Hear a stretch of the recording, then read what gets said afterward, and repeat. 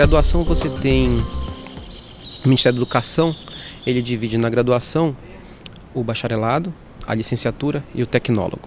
Ou seja, o bacharelado basicamente você cursa em 4 anos, aí você tem bacharel em Direito, bacharel em Administração, bacharel em Medicina, né? O tecnólogo você tem uma pessoa com graduação tecnológica em determinada área, uma área bem específica do conhecimento. E a licenciatura são as licenciaturas tradicionais que a gente tem no Brasil há bastante tempo. O mais jovem dessas três estruturas é a estrutura de tecnólogo. Pós-graduação no Brasil, basicamente, se divide em 2 áreas, né? Pós-graduação estrito sensu e pós-graduação lato sensu. A pós-graduação lato sensu são aquelas pós-graduações em que você tem um curso de especialização. Então o aluno ele procura uma instituição para se especializar num determinado assunto. Tá? Isso é muito importante, porque as organizações no Brasil às vezes querem um profissional que tenha uma determinada habilidade e competência numa determinada área. Por exemplo, uma especialização em marketing com ênfase em comportamento do consumidor. Os cursos estrito sensu, tá, de pós-graduação, são os cursos basicamente de mestrado e doutorado. E aí a gente tem mais novas divisões aí dentro. Os cursos de mestrado, a gente tem mestrado acadêmico e mestrado profissional.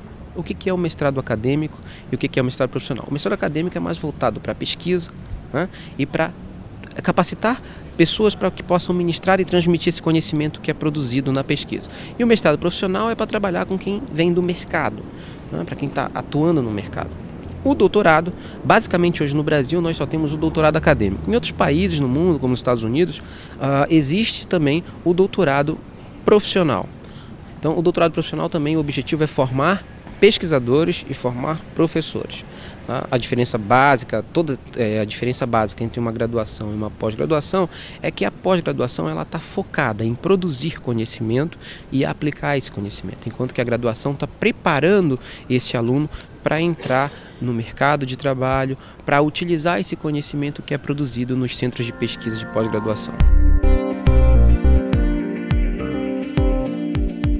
O Brasil é um país que precisa investir muito em educação ainda. Então nós temos um déficit educacional muito grande, tanto na graduação quanto na pós-graduação. Para o aluno ascender a pós-graduação, ele precisa ter feito uma graduação, isso é natural. Essa pós-graduação requer do aluno uma certa preparação. Então esse aluno precisa, de certa forma, ter determinadas habilidades e conhecimentos para que ele possa, de alguma forma, entrar nesse ciclo da pós-graduação, né? Aprender a pesquisar na pós-graduação, além de aprender a pesquisar, aprender a utilizar e aplicar esse conhecimento, como é o caso dos mestrados profissionais. Atualmente as organizações, sejam elas públicas, privadas ou do terceiro setor, elas estão buscando profissionais com alguns diferenciais. Um deles é que esse profissional não seja apenas um fazedor, que esse profissional saiba pensar. Pensar é muito importante hoje dentro das organizações. As organizações hoje elas são mais complexas, porque hoje você tem uma economia mais competitiva, uma economia onde tanto o setor público quanto o setor privado interagem de uma forma muito mais dinâmica, exigindo do profissional uma capacidade para entender como que essa economia funciona. Tá? Então, para você ter uma ideia hoje, os profissionais que possuem um curso de pós-graduação, basicamente, o incremento salarial dele pode chegar a 107% para quem tem graduação. Por quê? Porque conta uma gama de habilidades e competências que esses profissionais vão adquirindo ao longo do tempo. Um profissional, por exemplo, que tem um mestrado e que tem um doutorado, qual que é a diferença desse profissional? Ele está em contato com pesquisa. As organizações que possuem centros de pesquisa ou que estão linkadas com essa produção do conhecimento de ponta, elas têm uma vantagem competitiva sobre as demais. Historicamente, você pode observar, governos que investem em pesquisa e empresas que investem em pesquisa são governos que estão com seu PIB muito melhor e empresas que têm sua receita muito mais apurada e uma longevidade maior. Os Estados Unidos investem bastante em pesquisa, a China, né? E o Brasil hoje, ele cada vez mais vem se tornando mais agressivo em termos de investimento em pesquisa, né, e investimento em capacitação profissional. Sem dúvida nenhuma, essa diferença ela existe. E eu sugiro quê? Para aqueles que ainda têm dúvida, se eu vou fazer um doutorado, se eu vou fazer um mestrado, se eu vou fazer uma outra graduação, que invista na sua carreira, que invista em adquirir conhecimento. Né? E adquirir conhecimento esse conhecimento pode ser adquirido de várias formas. E uma delas é cursar um curso de mestrado, um curso de doutorado, um curso de especialização e aprender a pesquisar. Aprender a pesquisar é muito importante, porque quando você pesquisa, você tem o conhecimento que ninguém tem.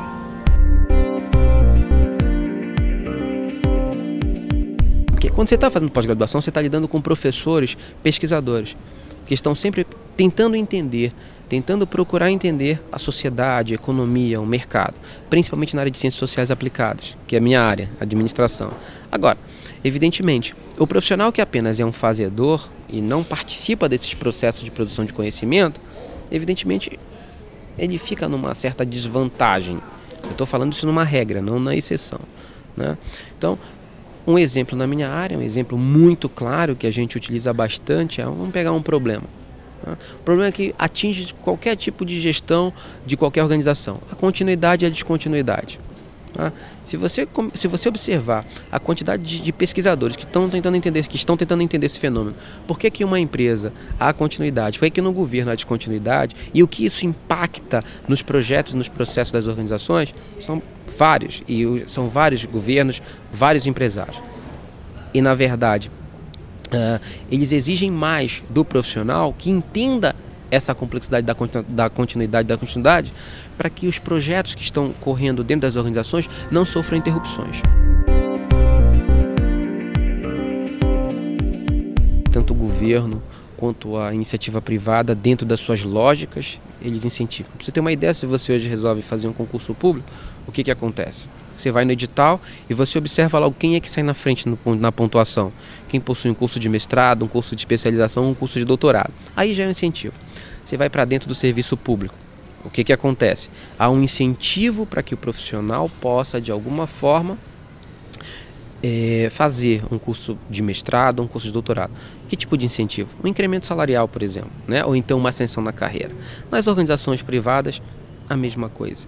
Se observar hoje, quando você manda o seu currículo para uma organização, você tem algumas habilidades básicas que você tem que ter. Entretanto, cada dia que passa, os empresários dessas organizações privadas, eles mais incentivam e querem profissionais que venham preparados com essas características. Novamente, eles não querem apenas uma pessoa que saiba fazer, eles querem uma pessoa que pense, que consiga pensar.